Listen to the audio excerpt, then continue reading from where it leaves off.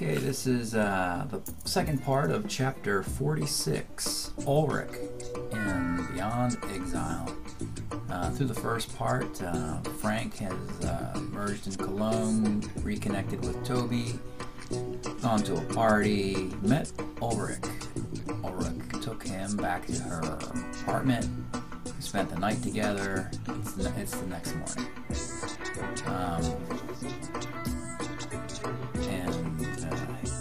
Frank wakes up in her apartment. She's not around right now. Look at the bed and nothing. So she's gone, but he's in her apartment. So he can go southwest or south. South takes us to the Cologne Dome, and then west and north. Let's There's another exit to the southwest. That takes us back to the train station. And then from there, takes us back to the Cologne radio station tower, headquarters of Ford Europe. I wonder where she went. So we're kind of looking for her.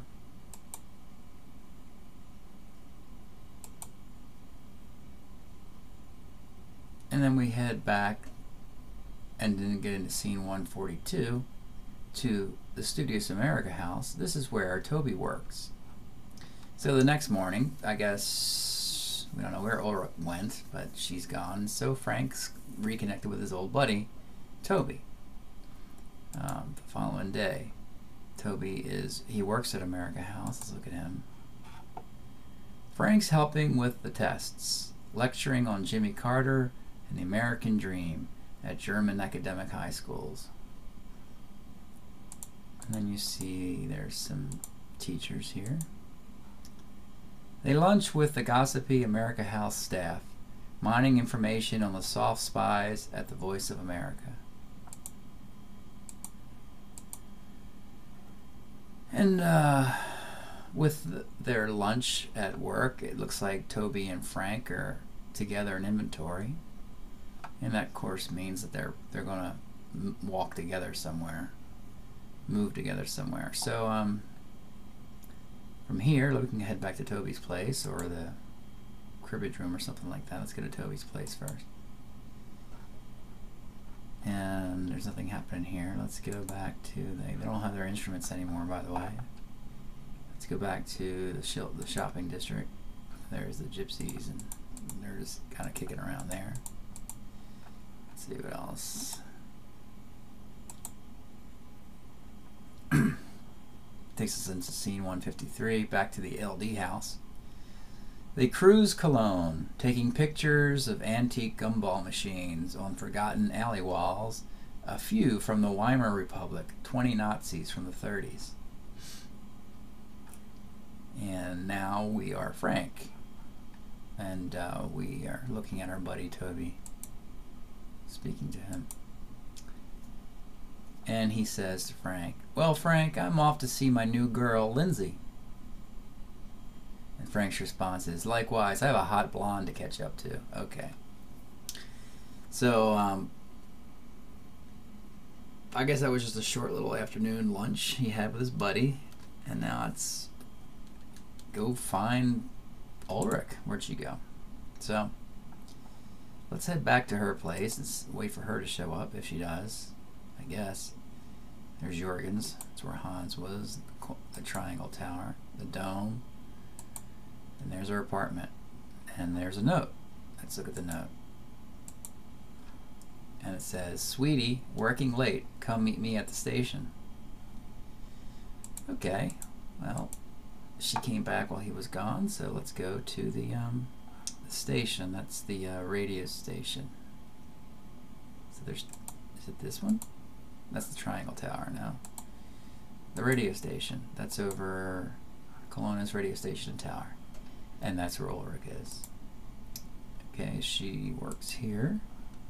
Ulrike works overtime at the radio station to polish her chromium cover. He speaks to her. To Frank. Hey, love, was wondering what was taking so long. Some business with Toby. I'm here now. To Frank. Speaking of business, have you been to Bonn? I have no interest in Bonn, or yes, tell me more. To Frank. Rich businessmen seeking English lessons. Well, we know Frank can do that. You're joking, or say no more? Say no more. He kisses her goodbye. Okay, so she gives him a tip on making a little bread, teaching English. They don't have a Berlitz Center here, but he can go to Bonn, which is south of Cologne. Let's go south and see if we can get there. And so when we go south of the train station, you get to Konrad Adenauer Airport, scene 159 in Bonn. And you go south again to scene 160, and it's a plaza in the city of Bonn, Germany. And there's the building behind this. Frank picks up private English lessons from politicians and industrialists in Bonn. He's teaching the president of the German Industrial Union how to tell American jokes for an international symposium in Chicago. He's advising exchange students on American universities.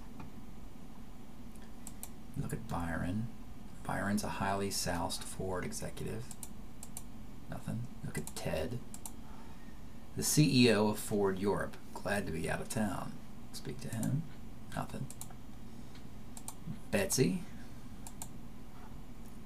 Ted's secretary, anxious to get back to headquarters in Cologne.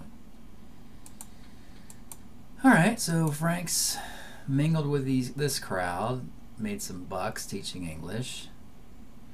But let's get back to, nothing else to do here. Let's get back to Ulrike. Let's get back to her. She's not much more interesting at this point. She's not there anymore. Alright, let's go back to her place. See if she's there. No, not there. I think you have to go the roundabout way. Yeah, you gotta go up here. Through Jorgen's place, the show house, the LD house, Jorgen's, Colmar Triangle, Colmar Dome, back there. Ah, she's still not around. Where in the hell is she? Alright, well, let's go to Ford Europe then. That's where these executives were. See if anything's happening over there. The headquarters of Ford Europe. So he's taught the English lessons to the executives in Bonn, and then he heads to their headquarters. He's got his Ford executives hooked on a soccer pool. The week's lucky winner has to find a prodigious bottle of unblended Scotch or Kentucky bourbon to share with the next English class. And there's two more characters. Gerald, that's Ted's boss and brother-in-law. Speak to him, nothing.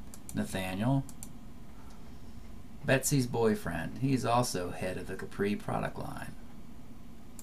Yeah. This isn't getting us anywhere.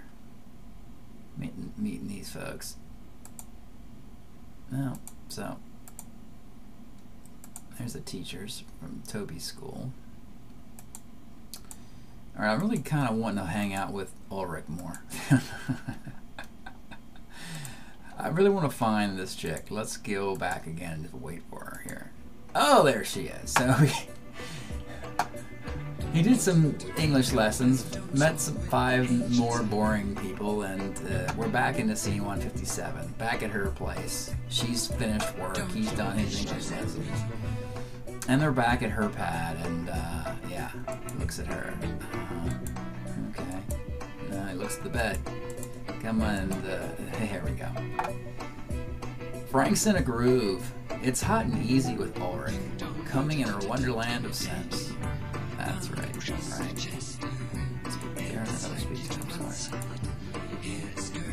She's got a short Parisian bob. She's a long-distance runner. She makes Cologne an erotic home track, a lucky stage to forget the madness in the lane. Anything else? Look at that again. No, looks at it. No. But after that little brief encounter, there's a new exit from her place. I guess the train switching yard. This arrow wasn't there before. Let me see here. We go south to Colmer Dome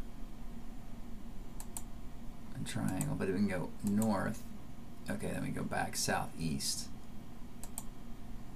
And that puts us into a new scene. Scene 162, the House of Stern. This is southeast of her pad.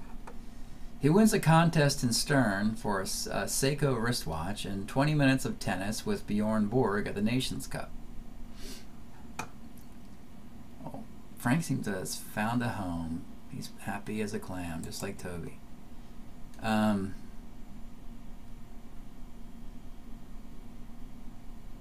Alright, anything else going on here? She's gone again. Great. Alright. What else is going on? And there's the House of Stern. The Cologne Triangle. Jurgen's estate. The LD house. And then when we get to the gift shops along Hohe-Strauss, scene 152, we've now got a bunch of all these folks here. We have Erman was the waiter from earlier. Steffi, that was looks at her. No, that was Toby's first girlfriend. And it says Rosemontag Parade.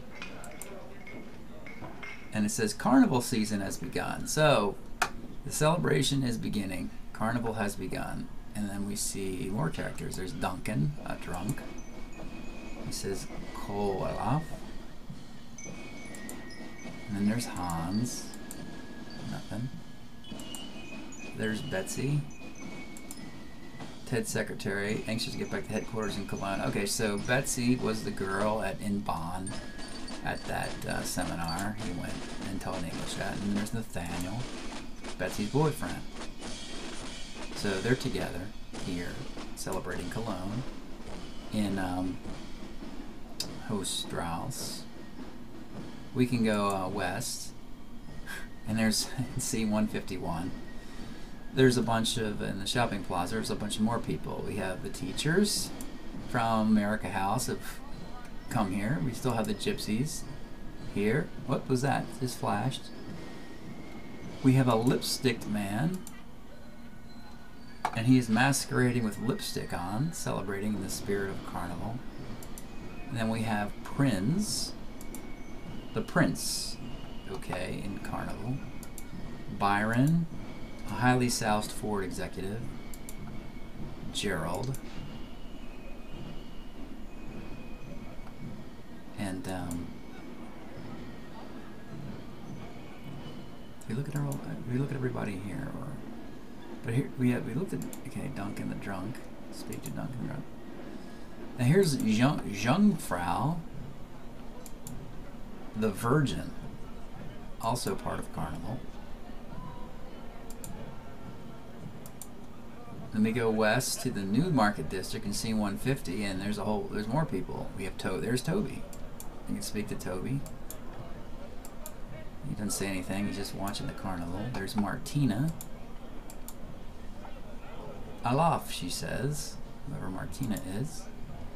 Bauer, character. The farmer, also part of the parade. Yep. Then you have, wait a minute, you have Lindsay, Toby's new girlfriend. Speak to her, she said nothing. You have Ted, one of the Ford Europe executives, the CEO of Ford Europe, glad to be out of town. And then you see there's some wine, a case of wine. You look at that. A short case of Rheinhessen wine. Let's take that. When Carnival takes Cologne and lipstick Huns flood the streets, Frank goes happily to ground, securing a short case of Rheinhessen wine, a stick of Afghani hash, and enough canvas and oils to paint 16 versions of Ulrike undressing in the dark. That sounds good. That sounds good to me. Let's go back to Ulrike. So, we have our case of wine, and yeah, let's get it on, as they say, huh? Let's see, where is she at? I need to get to her again. I have to go here. there's a kitchenette over there. In her place. Alright, let's go to her kitchenette. And then when you see that, there's some handcuffs there, so she's up to something kinky. You look at the handcuffs, looks like Ulrike is up to something kinky. Alright. Try taking him. And just like that, Desi appears behind the kitchen door, pointing a revolver at Frank. She has him cuff himself. Ulrike runs away. And the chapter ends. So Frank and Desi, and the handcuffs are on Frank. And the chapter ends. And so we have our first cliffhanger to end the story with. Desi, from the beginning of the story, from the interrogation room at University Cal Berkeley, back in the United States, has suddenly appeared in Germany, and it appears that Ulrike runs away, like maybe she's part of the plan, who knows. But anyway, it looks like Frank's in a whole mess of trouble right now, and this is a great place to stop because a new chapter is about to begin. I'm glad you watched that, and I hope you continue the story. That was part 2 of chapter 46, Ulrike, and we are in Cologne, Germany, and Frank's in a whole mess, and I hope you continue this story and find out what happens to him. Thank you for watching the story of Beyond Exile.